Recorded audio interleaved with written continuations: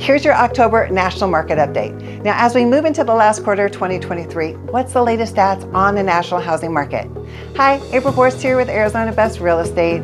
And first of all, I can't believe we're in the last 3 months of 2023, and what a wild roller coaster ride it's been this year with the housing market, right?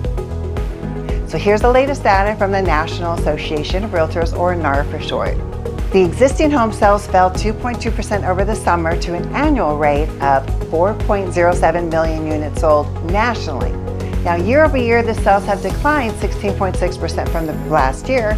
However, the median existing home sales price rose 1.9% from a year ago to $406,700. Now, this is mainly due to the inventory shortage that is driving the prices up. According to NAR's chief economist, Lauren Young, and I quote, "Two factors are driving the current sales activity, the inventory ability and the mortgage rates. But unfortunately, both have been unfavorable to buyers who are looking to purchase," end quote.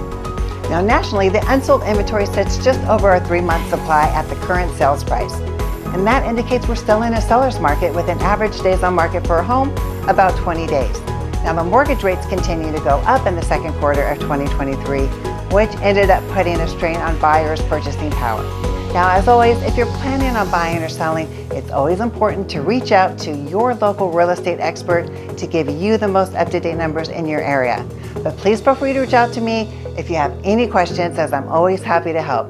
Again, I'm April Borst, and when you do what you love, people love what you do. Give me a call because my focus is you.